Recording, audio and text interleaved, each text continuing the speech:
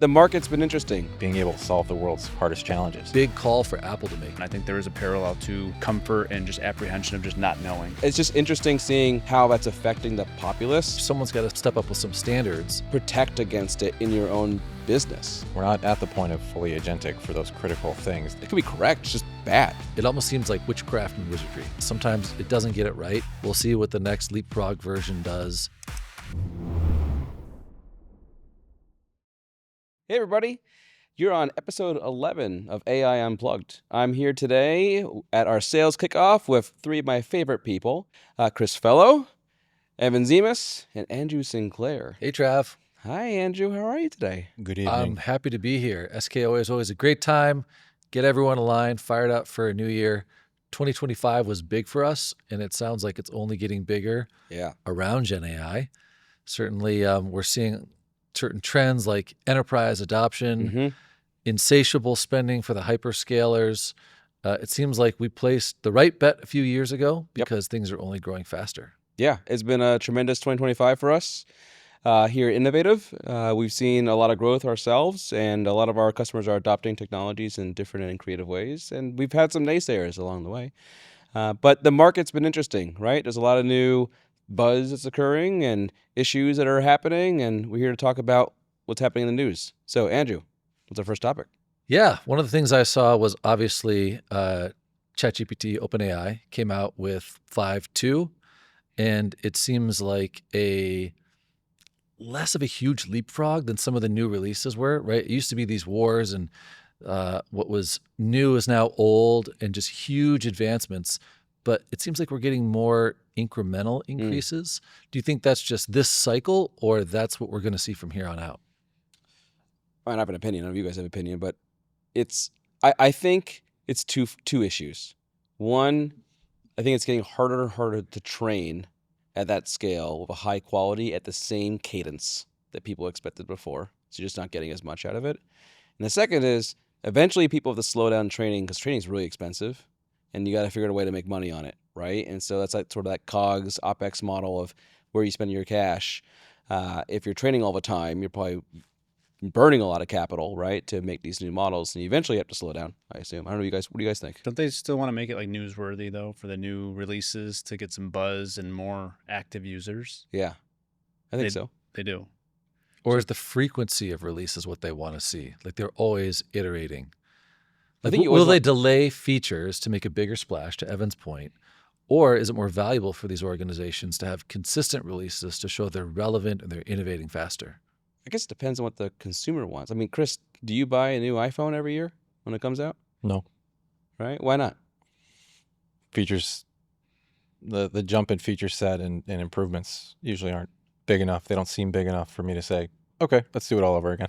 Right. The iPhone's an interesting example because in the news recently, they announced that instead of using potentially OpenAI and ChatGPT to power Siri, that they were going into a partnership with largely their rival, Google, who competes with them in Android, using Gemini for Siri, which I'm all for. Siri is almost unusable. I use it now to say, hey Siri, ask GPT to blank. Oh my God. But I've been using Gemini more and more in my personal life. So maybe it is ChatGPT losing a little bit of an edge to Google.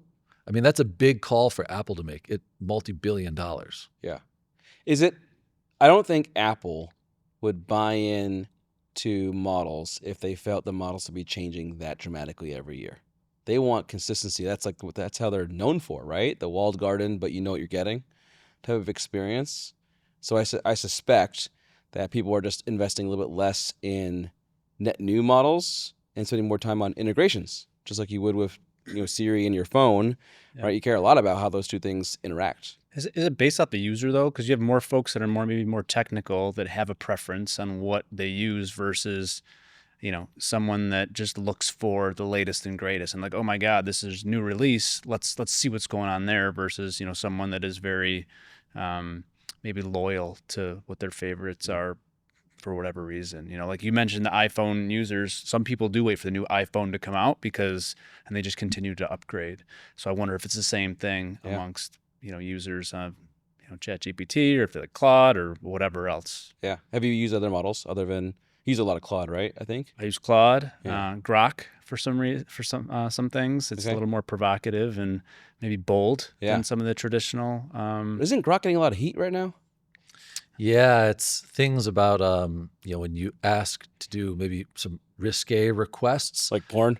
Could you say porn? Maybe not even that much, but like, hey, put this famous politician in swimwear. Oh, right. Things that maybe they wouldn't agree with, and yes, it probably does get worse from there. I haven't personally tested those myself. Chris, you have, right? That's the heat, right?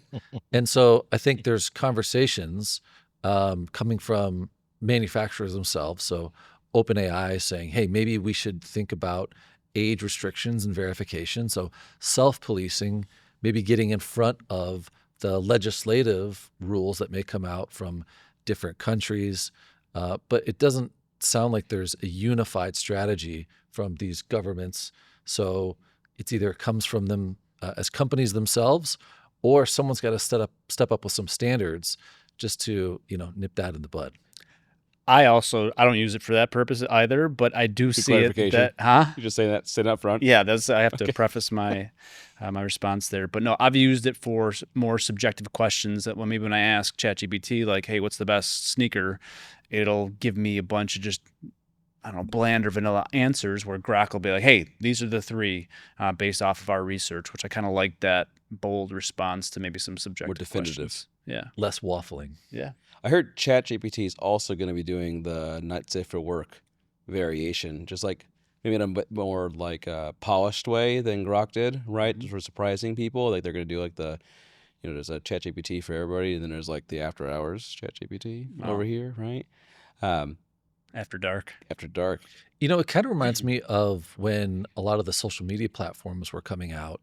They were saying, okay, are we responsible for our own content moderation as like Facebook, Instagram, TikTok, all of them when they came out, Twitter, certainly now X, or is it like the internet where it's just, a free for all? The market will choose what is going to be regulated, and, they're going to wait for someone to step in and set some rules. It seems like a very close parallel between those. Yeah.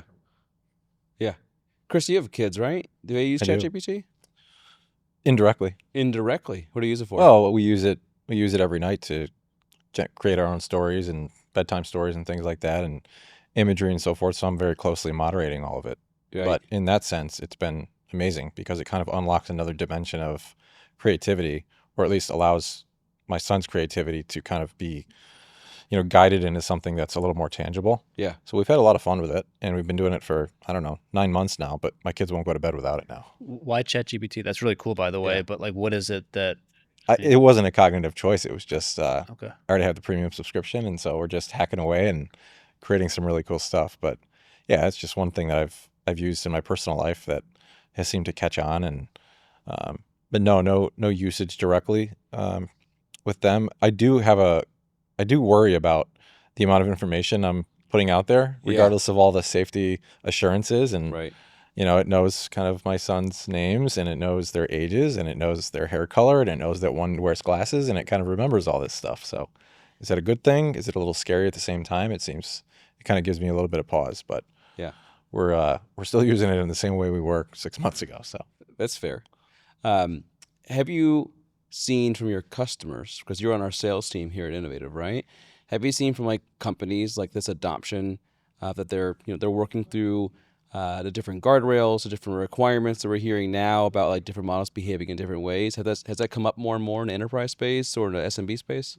Where I run into those conversations most is, with SaaS providers, hardly ever, because they're kind of just architecting for a solution and maybe figuring out all the refinement stuff later. But when you do get into organizations with data sensitivity or data sovereignty concerns, we work with an oncology organization right now who just flat out will not work with AI. Wow. Their CEO has put out a standard that, they are just not allowing the technology anywhere near any of the data. Mm-hmm. So there's a really wide variety still of those of the spectrum of folks, but I think Innovative is obviously gravitating toward customers who are ready and willing to experiment, not only experiment, but find those, top use cases that they can bring, value to their customers or, their other constituents. The dichotomy is interesting. And I do think the market seems to be bifurcating between enterprises that, survey after survey shows are moving from budgets that were kind of POCs and testing into full-scale production, huge budgets. Like Gartner is saying, Gen AI infrastructure for the hyperscalers is going to be $500 billion, and Gen AI as a whole, just outside of infrastructure, is going to be over $1 trillion in 2026. Wow. So I think these were numbers that got pulled forward from future projections, and a lot of it is being driven by enterprises, big financial institutions. And yet we see these smaller companies saying, no, I don't trust it. We don't quite have budget yet. We're still in the POC phase. So maybe it's like large versus small. Mm-hmm. And I don't know if other technology industry trends were the same way, where the large lead and the small follow. I suppose they have. Yeah, in some cases, right? I think a lot of times larger enterprises look to startups as acquisition targets for that innovation that they themselves are struggling to do, right? So maybe that's where large leads, right? Enterprises lead. They lead through acquisition, and that sends a notification to the market as to what's valuable or not, right? Some interesting things I've learned over the last few weeks in particular is there's been a lot of new studies and surveys have come out showing that there's a growing divide as to enterprise leaders who get value out of AI or not. And I think there's like this murkiness in the market right now as to, is the investment paying off and how long do you have to wait? How do you measure ROI on this today? Are you guys seeing that in the market when you talk to people? Has it come up at all? Just curiously. I've seen those same surveys. Yeah. There's great skepticism. Right. So you wonder if it is just the hype that has gotten ahead and the market catches up and you just need time to see the return on those investments, or whether the industry has gotten over their skis. Yeah. I think it's hard for us to believe it's the latter, because any new conversation that we get brought into, it's customers that are really excited about a use case. The bias that we see. Be it large, that's going to transform their business, or small, that's going to let them get their feet wet understanding the technology.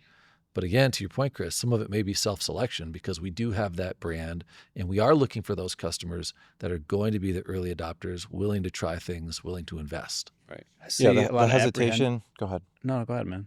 Well, the hesitation that I see now with AI is very similar. I'm sure you remember 10 years ago, just talking about cloud. Yeah. I was literally just going to say that. I think there's a parallel customers between customers that just weren't educated, 5-10 years ago about cloud computing, and the worry about risk is the same type of individuals we come across today.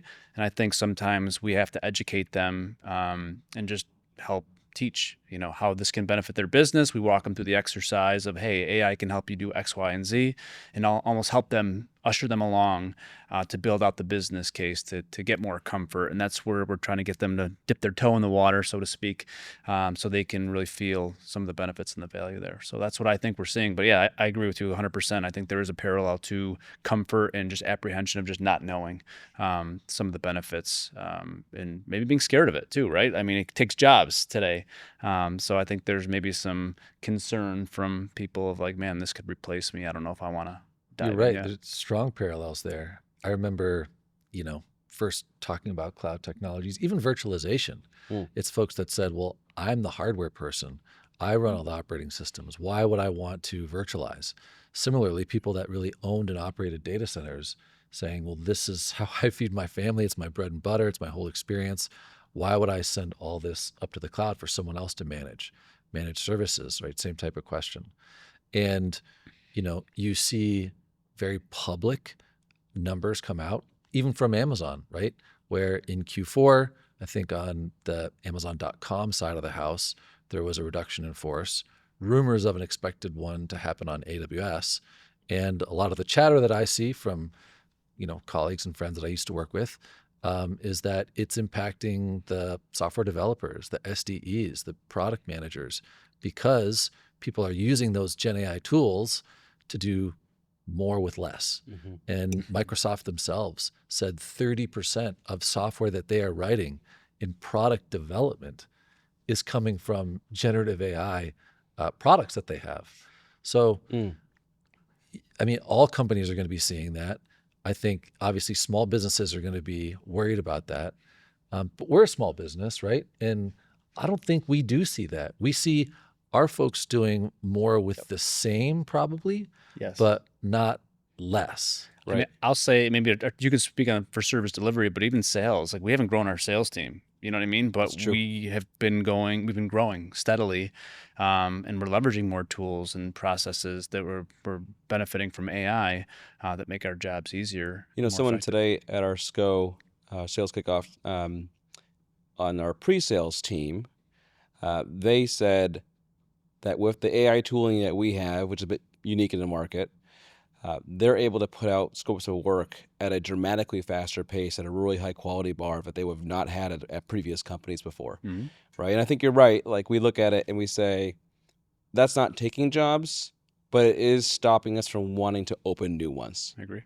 Right? So and there's becoming an expectation to some extent. Like there was a gentleman who left the company and also in the pre-sales space, went to a different company. He called me up like a couple months ago and he goes, I'm at this new place now. We don't have the tooling I had before, and I feel a little lost.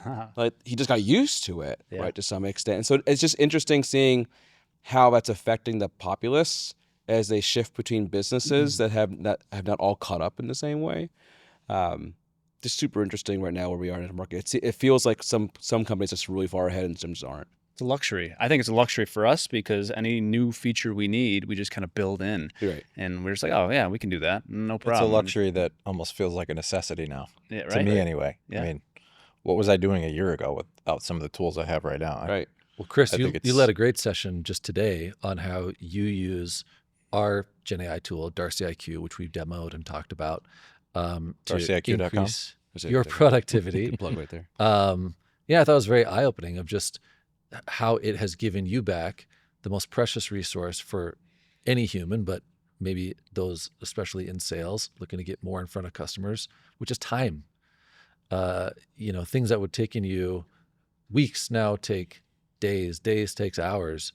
And as your confidence level rises in that, I think that's only going to accelerate.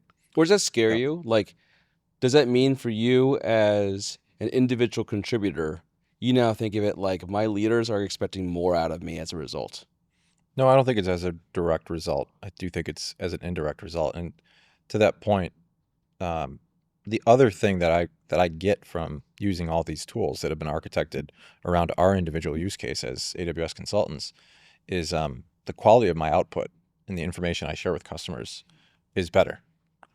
And there's less hoops to jump through. There's less steps to take on the in-between when I'm pulling that all together and I'm trying to play quarterback and make sure that, we have a very compelling, very condensed and well understood scope of work for our customers to understand.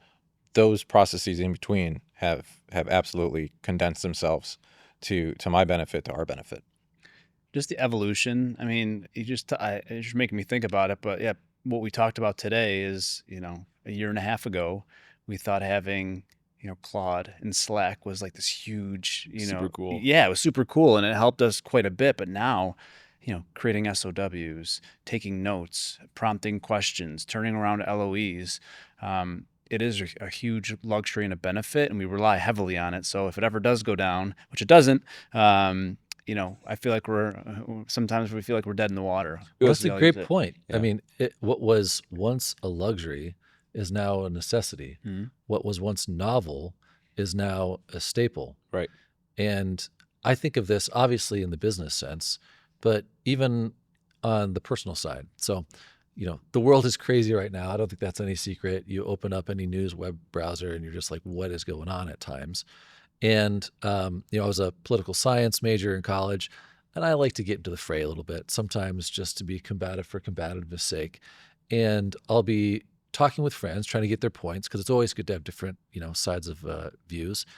And what they send me a lot of times is very plainly and patently outputs from ChatGPT or whatever the model is, right? If the conservative you're talking to uses Grok, then the liberal uses ChatGPT, and it's almost like the LLMs are fighting with each other, and there's so much reliance on these tools to make even well thought out political points, where it's like do people know what they believe, Right. or do they know what the LLM, like, that's when you start thinking and going down the rabbit hole of like, oh, I can see how this takes over original thought. But Right.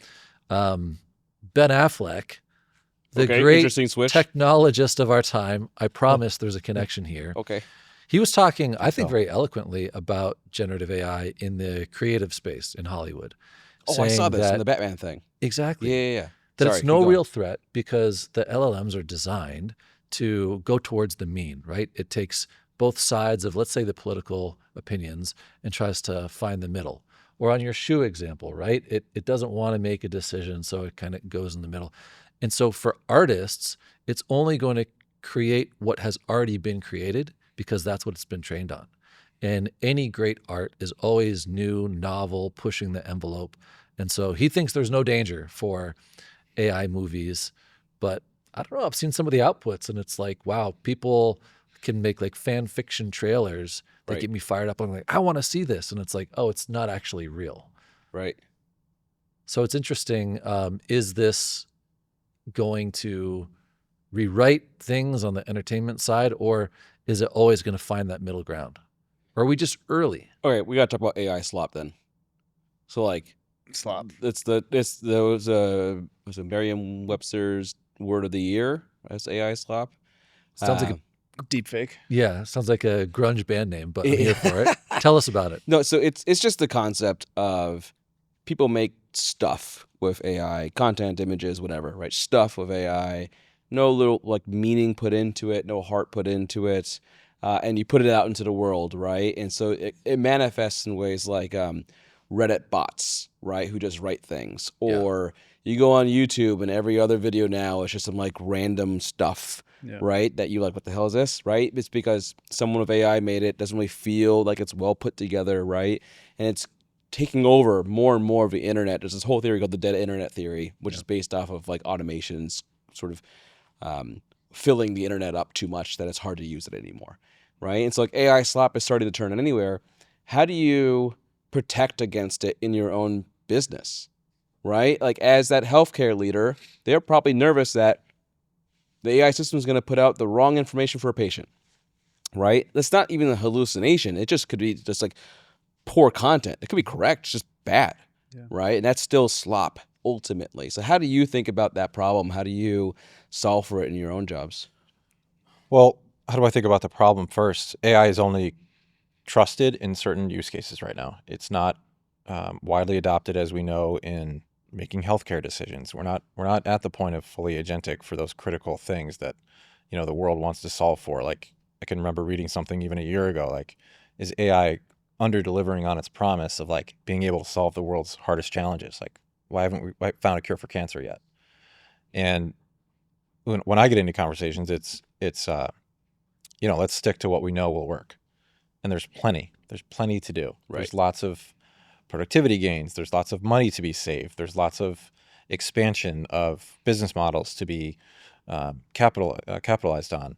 And so those conversations, I think, will evolve and happen in sequence over time. But for now, it's just, we as the expert can kind of provide guidance and stuff that's grounded in reality on where you can take this thing and where it's not ready yet.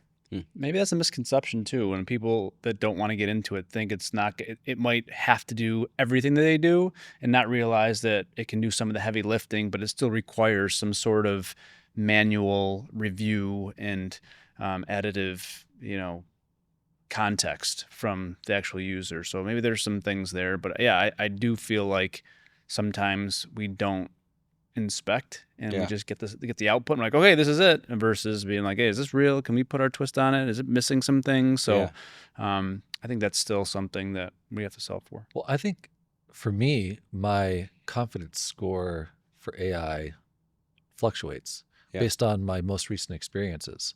Sometimes, I will use it to be more productive, put in a prompt, and it'll blow me away.